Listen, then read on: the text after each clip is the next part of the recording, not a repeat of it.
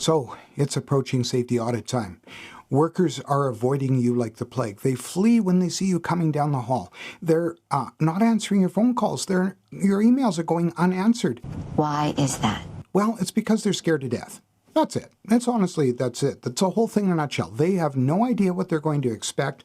They're scared to death. They don't know what's going to go on. So I tell you what, in this video, I'm going to give you 3 ways. 1, 2, 3. 3 ways that you can better prepare workers for the process, better inform them, and make it the whole process a little less painless and get rid of and allay some of the fears that they're experiencing. Now, I encourage you to stick around to the very end of it because I have a bonus tip in case you have to cram in the 11th hour.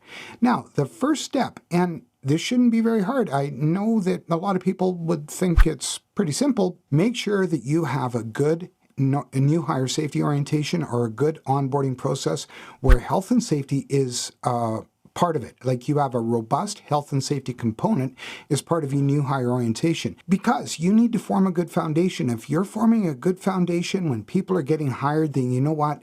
They retain that understanding. So if you do it properly and document it, that's the first step. Second step, well, this may also come as a big surprise. Tell them what to expect in the audit.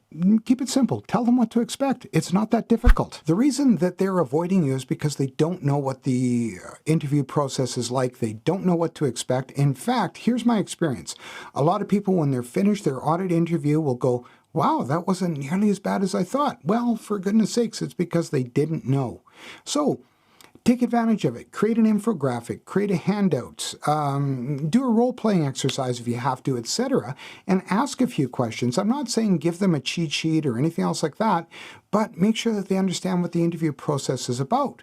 Now, the third piece, and really not a big deal, not that difficult, take advantage of your safety talks. You should be having safety talks with, if you're a manager, with your crew, with your staff, your department.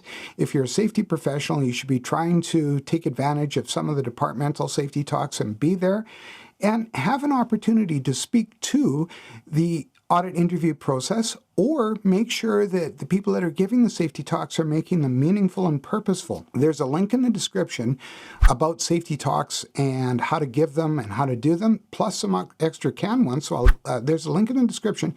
But I did promise you that bonus tip that in case you have to cram in the 11th hour. And this one's not that difficult either. Honestly, it's not. If you document that new hire orientation and the safety component well, then what you can do is just tell the workers that are scheduled for the interview, just review that, have a look at it. If they have to ask you or the safety committee any questions or study up on something, by all means, make yourself available or give them the contact info for the safety committee.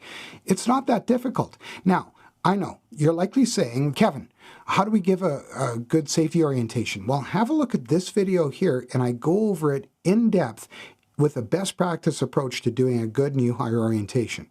Okay, and that's it. That's simple. So take care. Bye for now.